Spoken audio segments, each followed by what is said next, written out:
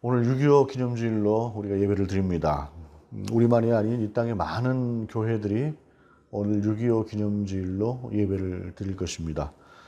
6.25 하게 되면 생각나는 것, 우리가 북한에 대해서 한편으로 우리의 형제다, 또 한편으로는 우리의 주적이다 라고 하는 이 두 가지 생각이 너무 분명하게 갈려져 있는 것 같습니다. 그러다 보니까 6.25 기념주일에 대한 어떤 제목, 6.25 기념주일에 대한 제정이 되는 그 날에 대한 지정된 의미, 이것도 좀 많이 달라지는 것이에요. 이름이 한쪽에서는 민족 화해 주일이다라고 하는 이름으로 6.25 기념주일을 생각합니다. 그 이름을 정하고 그렇게 드려집니다.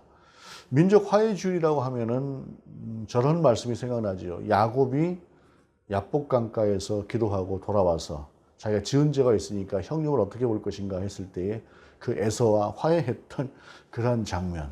정말 어찌 보면은 조금 전까지도 죽이려고 했던 사람, 그리고 또 조금 전까지만 해도 그 형의 그 칼날을 피해서 어떻게 살아남을까 했던 그 두 사람이 극적으로 화해를 했던 그 순간이 생각이 난다고 한다면, 북한 선교주일이다라고 하는 날은 또 의미가, 그 이름은 조금 더 다른 의미를 갖는 거예요. 북한은 선교의 대상이다. 이게 굉장히 그리스도인적인 것 같지만 그 안에는 그 북한을 대하는 그 태도 자체가 형제라거나 하는 그러한 개념보다는 우리가 무엇인가 그들을 좀 순화시키고 우리 쪽으로 만들어내야 된다고 하는 그러한 의미 같은 것들 조금 더 나가게 되면은 그들이 하나의 우리가 정복을 해야 되는 그러한 대상, 뭐 이러한 것처럼 생각이 될 수가 있어요. 그래서 그 말이 북한 선교 기념주일이다 하고 선교의 대상으로 보는 것 같지만 그 안에는 사실상 민족 화해 주일에 대한 약간의 반감 같은 것들이 이미 그 안에 포함되어 있는 것 같다라는 생각을 합니다. 특별히 요즘 이 오물풍선이 날아들고 해서 참 저런 짓을 해야 되나라고 하는 생각을 하게 되지요. 근데 또 한편으로 보게 되면 그 오물풍선이 날아온 이유가 이쪽에서 또 삐라를 계속해서 뿌려대고 그 안에 하다 보니까 북한도 정권에서는 나름대로 거기에 대한 어떤 대처의 방안으로 그렇게 한 것이다라고 생각할 때에 참 이거를 어떻게 봐야 될 것인가라고 생각을 하게 되고, 한편으로는 참 유치하기도 하고 한편으로 한심스럽기도 한 그런 모습들을 하나님께서 어떻게 보실까? 그러한 속에서 우리는 어떻게 이 지금 분단된 이 조국 아래서 전쟁 발발 74주년 이 날을 어떻게 우리가 생각하고 살 것인가 라고 하는 것들을 오늘 또 본문의 말씀을 통해서 함께 볼 수 있기를 바랍니다. 오늘 본문의 말씀을 가지고 저는 서로 합하여 하나가 되게 하라라고 하는 제목으로 말씀을 잡았습니다. 그런데 보통의 경우에는 내 손에서 하나가 되리라라고 하는 17절 하반절 쪽의 말씀이나 또는 19절의 말씀, 하나님의 입장에서 내 손에서 하나가 되리라라고 하는 그러한 제목을 이 본문을 가지고 훨씬 더 많이 사용을 하는 것 같습니다. 그럼에도 불구하고 제가 서로 합하여 하나가 되게 하라라고 하는 이 하나님께서 우리에게 명령하시는 이 말씀을 제가 본문의 제목으로 삼게 된 것은 우리의 역할을 통해서 하나님께서 그 일을 이루시기를 원하신다라고 하는 것이 있기 때문에 그렇습니다.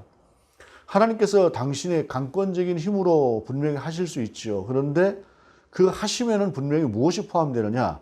우리가 어떻게 하나님 앞에서 하나님께서 주신 소명과 사명을 이루어 드리느냐라고 하는 것이 중요하기 때문에 거기에 따라서 하나님께서 하시는 역사가 달라지기 때문에 그렇습니다. 지난주에 우리가 보았던 말씀, 사울에게도 분명히 하나님의 영이 임했습니다.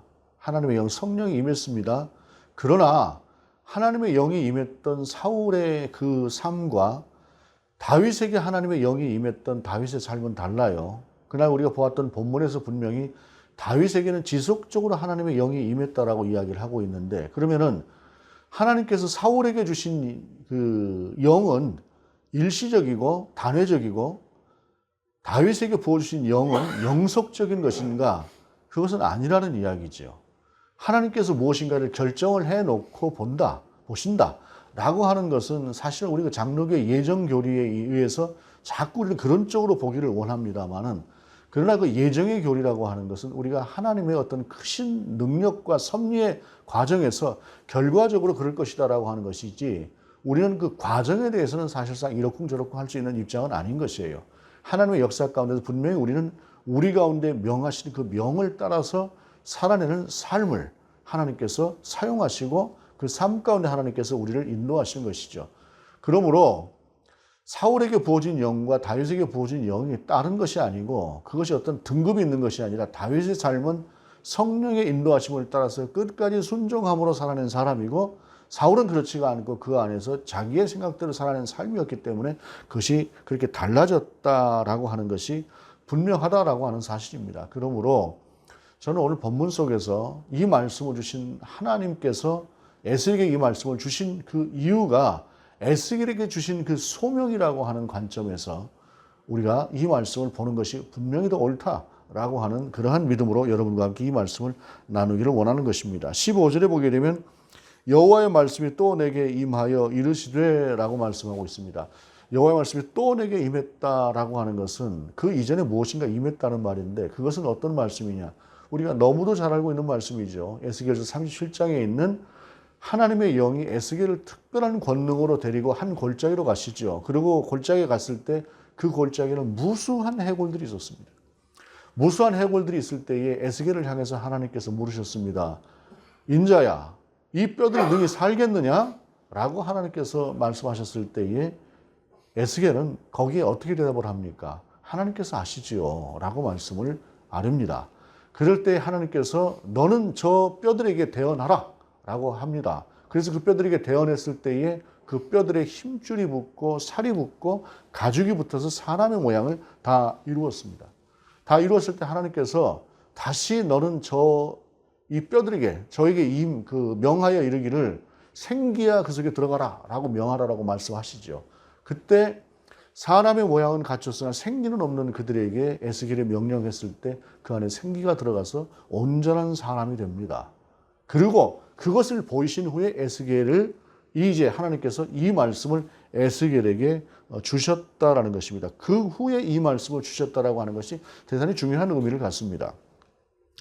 그러고 나서 하나님께 주시는 말씀이 16절에 보게 되면 인자야 너는 막대기 하나를 가져다가 그 위에 유다와 그 짝 이스라엘 자손이라 쓰고 또 다른 막대기 하나를 가지고 그 위에 에브라임의 막대기 곧 요셉과 그 짝 이스라엘 온 족속이라 쓰고 라고 말씀하고 있습니다. 유다와 그 짝 이스라엘이라고 하는 것은 유다를 중심으로 한 남왕국에 관한 이야기입니다. 그 다음에 요셉과 그 짝 이스라엘 온 족속이라고 하는 것은 북왕국을 이야기하는 것이죠. 남과 북으로 이스라엘이 나누어져 있었던 그런 상태에서 북쪽을 북이스라엘이라고 불렀고 남쪽을 유다 중심이었기 때문에 유다라고 남유다라고 이렇게 불렀던 그러한 둘을 막대기에다 그 양쪽에다 쓰는데 한쪽은 이스라엘이고 한쪽은 유다다라고 쓰는 것이 아니라 유다와 이스라엘 그리고 북쪽을 상징하는 에브라임 북쪽을 상징하는 나라입니다. 가장 강한 나라 요셉의 후손 중에서 그 가장 강한 나라인 에브라임과 온 이스라엘. 그래서 그 안에 그 막대기 자체가 유다와 에브라임, 그러니까 북왕국과 남왕국만의 이야기가 아니라 북왕국에 속하는 그리고 함께하는 모든 이스라엘 그리고 남왕국에 속하는 나라와 모든 이스라엘 그 이스라엘을 가지고 그 족속이라 쓰고 하나님 앞에 나오라는 것입니다. 그 다음에 이어지는 말씀이 그 막대기들을 서로 합하여 하나가 되게 하라 내 손에서 둘이 하나가 되리라 라고 말씀하고 있습니다. 그 막대기를 가져다가 양쪽에 쓴 그 막대기를 가져다가 그 막대기를 서로 딱 붙여서 둘이 하나가 되게 하라라는 것입니다. 여기서 또 중요한 말씀이 예를 들어서 에브라임 위에 유다를 얹으라 또는 유다 위에 에브라임을 얹으라가 아니라 두 막대기를 가져다가 하나로 묶으라 하나가 되게 하라라고 말씀하고 있어요. 이것은 평등을 이야기하는 것입니다. 하나님께서는 그 다음에 이 뜻이 어떤 뜻인가라고 하는 것에 대해서 하나님께 설명을 하세요. 18절 이하에 보게 되면 내 민족이 내게 말하여 이르기를 이것이 무슨 뜻인지 우리에게 말하지 아니하겠느냐 하거든 너는 곧 이르기를 주 여호와께서 이같이 말씀하시기를 내가 에브라임의 손에 있는 바 요셉과 그 짝 이스라엘 지파들의 막대기를 가져다가 유다의 막대기에 붙여서 한 막대기가 되게 한즉 내 손에서 하나가 되리라 하셨다 하고, 결국 남과 북을 하나님께서 하나로 만드시겠다라고 하는 것입니다. 그런데 이 말씀이 에스겔이 이 말씀을 들었을 때의 상황에서 볼 때에 이 말씀이 이렇게 쉽게 납득이 갈 만한 이야기가 아닌 것이에요. 왜냐하면은 에스겔 맨 앞쪽에 1장에 보게 되면은 에스겔이 이 말씀을 처음에 하나님의 부르심을 받아서 하나님으로부터 환상을 받은 것은 이미 에스겔이 망한 나라, 바벨론에 끌려간 상태에서 그 바벨론 강가에서 그 환상을 보았던 그러한 상황이에요. 그런데 이스라엘이 망한 것하고, 그러니까 남왕국 유다가 망한 것하고 북이스라엘이 망한 것하고는 시차가 상당히 큽니다. 상당히 커서 200년까지는 안 돼도 백수십 년의 차이가 나요. 그래서 북왕국이 먼저 망해버렸고, 특별히 북왕국은 망하고 나서 아수르가 혼혈 정책을 썼어요. 혼혈 정책을 써서 피를 섞어버렸습니다. 그래서 민족적인 어떤 그러한 자긍심이 강하던 이스라엘을 아수르는 완전히 혼혈 정책으로 써버려서 그들이 혈연 관계에 있어서 한 민족이다라고 하는 정체성 자체를 말살해버리고자 하는 정책을 씀으로 말미암아 실제적으로 북이스라엘은 그와 같은 정책이 흡수되었습니다. 그리고 그 뒤로 백수십 년의 세월이 흘러가면서 실제로 북이스라엘은 민족적인 정체성을 갖는 것이 아니라 이것도 저것도 아닌 모호한 상태의 어떤 남은 이스라엘, 그러한 족속처럼 되어버렸어요. 특별히 사마리아가 그 대표적인 것이라 그 뒤로도 사마리아에 대해서는 남쪽 유대에서는 그들을 사람처럼 여기지 않았던 그러한 모습들을 우리가 신약에서까지도 확인할 수가 있습니다. 바로 이미 그렇게 망해버렸고 어찌 보기에도 흔적도 없고 민족적인 정체성도 없는 그들에 대해서 회복을 시킨다? 지금 우리가 포로되어 있는 우리도 돌아가서 한 나라를 새로 세운다고 하는 것 자체가 전혀 불퉁해 보이는 이 상황에서 그런 일들을 하나님께서 이루신다? 없어져 버린 것 같은 그 북이스라엘을 새롭게 하시고 둘을 하나로 만드신다? 이것은 에스겔의 입장에서는 도저히 이해가 되지 않는 말이었을 것입니다. 이때 당시에 논리적인 사고 구조를 가진 사람이 누군가가 이렇게 이야기를 했다고 한다면 이것은 전혀 불가능한 것이다 라고 하는 것을 이야기할 만큼 당연하게 이 일은 안 되는 일이었습니다. 그런데 하나님께서는 너는 그 퍼포먼스를 해라. 그런데 그 퍼포먼스를 통해서 내가 이루고자 하는 것, 그것은 내 손에서 둘이 하나가 되게 할 것이다 라고 하는 내 뜻이 그 안에 있다 라고 하는 것을 하나님께서 말씀하셨다라고 하는 사실입니다. 이렇게 말씀하신 것은 분명히 이유가 있을 것입니다. 그것은 왜냐하면 그 이전에 하나님께서 에스겔을 데려다가 마른 뼈를 보고 그 에스겔에게 그 환상을 보여주신 이유는 마른 뼈를 살려서 사람을 만드시는 하나님, 그 하나님이 이 일을 내게 명하셨다라고 하는, 그러니까 너도 도저히 믿을 수 없는 이 말을 내가 너의 입에 두었으니 너는 가서 그 말을 전해라라고 하는 이 말씀은 에스겔이 납득될 수 없는 그러한 말씀, 에스겔이 도저히 이것은 불가능한 일인 것 같습니다라고 생각할 만한 그러한 일들을 미리 하나님께서 하신다라고 하는 하나님의 권능을 보여주신 이후에 네가 가서 이 일들을 행하라, 이것을 전하라 라고 하는 것이 하나님의 말씀이었습니다. 그리고 이어지는 하나님의 말씀입니다. 22절에 그 땅 이스라엘 모든 산에서 그들이 한 나라를 이루어서 한 임금이 모두 다스리게 하리니 그들이 다시는 두 민족이 되지 아니하며 두 나라로 나뉘지 아니할지라. 남과 북은 갈라진 이후로 단 한 번도 둘이 하나가 되어 본 적이 없습니다. 한때는 전략적 동맹관계를 그들이 유지한 때도 있었습니다. 우리가 이번 주에 읽었던 열왕기서의 말씀을 보게 되면 그러한 동맹이라고 하는 것들이 간혹 보이죠. 아합과 여호사밧의 동맹과도 같은, 아합은 북왕국이고 여호사밧은 남쪽 왕국인데 이들이 잠깐 합치는 것 같은, 서로 연합하는 것 같은 그러한 모습을 보이기는 합니다. 그러나 그들은 하나가 되어 본 적은 없습니다. 오히려 서로 전쟁을 할 만큼 치열하게 서로 나뉘어졌던 사람들이 이 남왕국과 북왕국의 모습이었습니다. 우리의 모습과 참으로 많이 유사하지요. 그런데 그들을 다시 세우시겠다라고 하나님께서 말씀하시는 것입니다. 그런데 거기서 하시는 말씀이 그 땅 이스라엘 모든 산에서라고 말씀하고 있습니다. 그러면 이스라엘의 모든 산이라고 하는 것은 어디를 가리키는 것일까요? 유대만 중심이 아니라 사마리아로부터 저 위에까지 원래 하나님께서 12지파에게 나누어 주셨던 그 모든 땅까지 포함을 하는 것입니다. 그 모든 땅이 똑같은 공평함 속에 그 일들을 이룰 것이다 라고 하는 것을 이야기하는 것이 오늘 본문의 말씀이다 라고 하는 것입니다. 이어서 그들이 한 나라를 이루어서 한 임금이 모두 다스리게 하리니 라고 하는 것은 다윗의 통일왕국과도 같은 그 시대를 하나님께서 이루실 것이다 라고 하는 그러한 소망의 말씀이죠. 그 다음에 이어지는 말씀입니다. 23절에 그들이 그 우상들과 가증한 물건과 그 모든 죄악으로 더 이상 자신들을 더럽히지 아니하리라.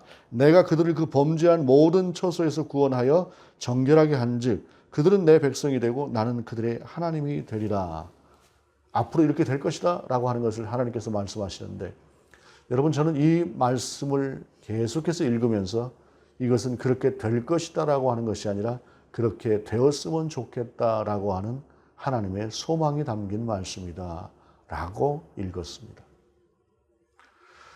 불가능한 일, 남과 북이 하나가 된다라고 하는 것 자체가 불가능한 일. 그들은 반목과 대립을 계속해왔던 민족이고 갈라진 그러한 사람들이거니와 이미 한쪽은 형체가 없이 그 하나님의 백성으로서의 정체성이나 한 민족의 정체성조차도 이미 사라져버린 그들을 하나님께서 다시 하나가 되게 하겠다고 하는 이 말씀은 도저히 이해가 될 수 없는 말씀이나 또한 하나님만이 하실 수 있는 말씀이다 라고 하는 것을 우리가 기억해 볼 필요가 있을 것입니다. 또한 오늘 본문 속에서 말씀하시는 둘이 하나가 될 것이다 라고 하는 이 말씀은 역사 속에서 과연 이루어진 것이냐 라고 하는 것을 볼 때에 적어도 역사적인 시점에서 이것은 이루어졌다고 보기가 어렵습니다. 왜냐하면 그런 포로가 된 이후로도 지속적으로 누군가의 식민지로 살아내면서 주님 오실 때는 로마의 식민지가 되어 있었던 민족이었기 때문에 그렇습니다. 결국 이 말씀은 한 임금인 이 땅에 성육신하여 오신 예수 그리스도로 말미암아 영적으로 하나가 되어지는 그 말씀을 선포하고 있는 메시아에 대한 말씀이다라고 하는 것을 본문 속에서 이해해 볼 수 있을 것입니다. 그럼 이 말씀을 가져다가 우리가 갈라져 있는 우리 민족에게 대입을 시켜본다고 할 때에 지금 남과 북이 과연 하나가 될 수 있을 만한 상황인가? 거의 불가능한 것처럼 보입니다. 적대심은 점점 더 커져가는 것 같고 서로가 서로를 향해서 정말로 그 어떤 대적보다도 크게 큰 대적으로 생각을 하고 있고 주적이라고 하는 그 개념으로 생각을 하고 있는 그러한 상황 속에서 우리가 통일을 이야기한다고 할 때 그 통일이라고 하는 것은 사실은 통일이라고 하는 것이 정복이다라고 하는 개념으로 이해해도 좋을 만큼 우리의 상황은 그러한 상황 가운데 놓여져 있다는 것입니다. 정복이라고 하는 것은 반드시 전쟁을 통해서만 이루어질 것입니다. 압도적인 힘의 논리로 상대를 누른다라고 하는 것, 그 어떤 체계가 그렇게 쉽게 무너지겠습니까? 우리가 일제에 의해서 침탈을 당하고 36년이라고 하는 세월 동안을 일제의 억압 아래 살았습니다. 그런데 그때에도 우리가 정말로 이 나라가 조선이라고 하는 나라가 한심스럽게, 대한제국이라고 하는 나라가 한심스럽게 일제에 의해서 무릎을 꿇었으나 무릎을 꿇지 않았던 그 수많은 독립투사들이 있어서 그 뒤로도 지속적인 독립운동을 이어갔습니다. 그렇게 차이가 나게 약했던 우리 민족도 그랬고 결국엔 그래서 그러한 속에서 우리가 독립을 이루어낸 것입니다. 그런데 북한이라고 하는 체계가 우리가 압도적인 힘의 논리로 그들을 묶어버린다, 눌러버린다고 해서 과연 눌려질까요? 전쟁을 겪지 않고는 그 일들은 불가능할 것입니다. 그런데 전쟁을 겪는다고 하는 것은 어떤 것입니까? 나도 치명상을 각오해야 된다는 것입니다. 이긴다는 전제가 있다고 할지라도 말입니다. 치열하게 전쟁을 하게 되었을 때에 그 결과가 어떤 것일까요? 6.25 전쟁을 통해서 남과 북에 죽은 사람이 600만이라고 합니다. 596만이라고 그렇게 이야기를 하더라고요. 여러분, 전 인구의 몇 퍼센트가 죽은 겁니까? 전 인구의 몇 퍼센트가? 10몇 퍼센트, 20% 정도가 가까이가 죽었던 것입니다. 여러분, 그렇게까지 죽지는 않겠죠. 그러나 지금 우리가 이스라엘과 하마스의 전쟁을 봅니다. 하마스가 압도적으로 약하죠. 그런데 이스라엘은 손실이 없는가요? 우리가 북한과 우리와의 관계가 하마스와 이스라엘 정도만큼의 우월하게 차이가 날까요? 그렇지 않을 것입니다. 그런데 통일을 우리가 이야기한다면 그건 어떤 것일까요? 오늘 본문 속에서 우리가 말씀을 끌어낸다고 한다면 그것은 어떤 방법으로든 평화적인 통일일 것입니다. 그 평화적인 통일에 있어서 우리가 전쟁을 불사하고라도 눌러버리겠다라고 하는 그런 생각을 한다면 상대도 비슷할 것입니다. 북한이 오물을 우리 가운데 실어서 뿌려보내는 건 참 유치한 것 같습니다. 그런데 그 유치한 만큼은 아니라고 해도 그 속에서 1달러짜리 내보내서 이걸로 니들 먹고 살아라 라고 하면서 조롱하듯이 그 안에 삐라를 보내는 행동도 사실은 그렇게 신사적인 행동 아닙니다. 우리가 어떻게 해야 될 것인가 라고 하는 것을 우리가 통일이라고 하는 걸 생각하고 오늘 본문의 말씀을 본다고 한다면 우리는 이 본문의 말씀 속에서 서로 동등한 관계 속에서 서로가 인정되는 관계 속에서 무엇인가 지혜로운 방법을 찾아내야 된다라고 하는 것. 그것이 되겠습니까? 라고 분명히 이야기할 수 있겠지만 그러나 그것을 찾아낸다고 하는 것. 그것이 우리가 적어도 이 오늘 본문 속에서 불가능해 보일 것 같은 남과 북이 하나가 될 것이라고 하는 이 말씀을 바라보고 이 말씀을 우리 속에서 받아들이는 자세가 되어야 될 것이다 라고 하는 것입니다. 누가 그런 얘기를 하더라고요. 평화를 이야기하게 되면은 좌팔이다 라고 그렇게 이야기를 하더라고요. 그러니까 평화라고 하는 것, 그러니까 남과 북이 평화라고 하는 것을 이야기하는 것도 참 한쪽에서의 공격으로 받아들이게 되는, 한쪽 진영에 갇혀버리게 되는 이러한 세상이 오늘 우리가 살고 있는 세상인데 참 이러한 세상 속에서 우리가 어떻게 살아낼 것인가, 본문을 우리 가운데 주는 말씀은 어떤 것들인가 우리가 좀 더 깊이 생각할 수 있기를 바랍니다. 반목이냐? 그렇다고 무조건 우리 안에서 어떤 낭만적인 생각으로 상대를 받아들인다? 그건 철없는 일이죠. 한 체제와 한 체제라고 하는 것이 그렇게 낭만적으로 절대로 하나가 될 수는 없을 것입니다. 그럼에도 불구하고 우리가 하나님 앞에서 기도하는 사람으로 하나님께서 이 일을 이루시기를 원한다고 한다면, 그리고 특별히 이 말씀을 다른 선지자가 아니라 제사장인 에스겔에게 주셨다라고 하는 이 말씀, 그 말씀의 의미는 좀 더 다른 의미로 받아들일 것입니다. 제사장은 어떤 존재입니까? 제사장은 백성의 죄를 하나님 앞에서 제사를 드림으로 사하는 그러한 직무를 맡은 사람이 제사장입니다. 우리가 남과 북이라는 문제를 가지고 하나님 앞에 에스겔처럼 하나의 통일된 민족을 생각한다고 한다면 우리는 그 에스겔이 제사장이었던 것처럼 우리도 제사장으로 하나님 앞에 서야 될 것입니다.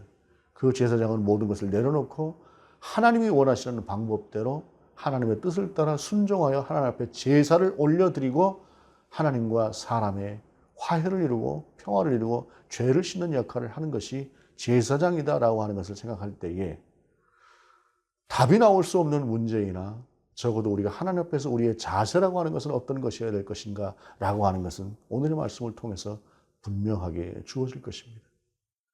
제사장인 선지자를 두지 않고 선지자를 부르지 않고 제사장인 그러니까 에스겔을 부르셨던 그 하나님을 우리가 기억하며 우리가 그 제사장의 마음으로 불가능해 보이는 일, 사람으로 할 수 없는 그 일을 하나님이 이루시길 기대하며 나아갔던 그것을 선포했던 에스겔의 마음으로 우리가 이 땅과 이 민족을 바라보았으면 좋겠습니다.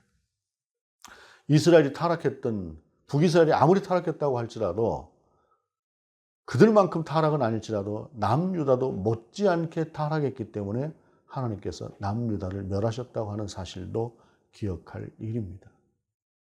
이 땅의 교회와 이 땅의 그리스도인들의 삶의 자리가 어떤 것인가라고 하는 것도 돌아볼 수 있는 우리가 되기를 원합니다.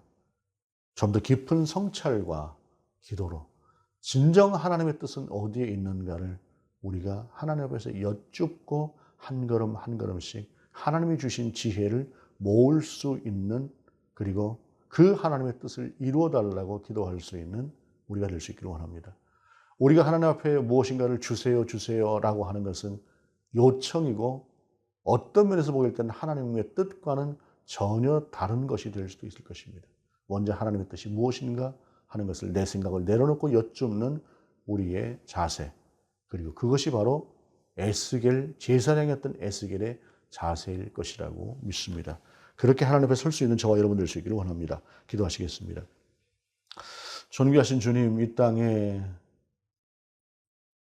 미움과 분노와 반목의 시간이 70년이 넘게 흘러가고 있습니다. 분단된 조국이 80년을 향해 가고 있는 이때에 주님 이 땅과 이 민족을 향한 하나님의 뜻이 무엇인지 우리가 알 길이 없습니다. 그러나 주님 기도하옵는 것은 하나님께서 뜻을 이루시기를 원하고 그 뜻이 선하신 뜻으로 우리 가운데 임하여 주시기를 기도합니다. 그리고 그 선하신 뜻 가운데 우리가 무엇으로 쓰일 수 있는 그리스도인들과 교회될 수 있도록 인도하여 주옵소서. 주 예수 그리스도 이름으로 기도드립니다. 아멘.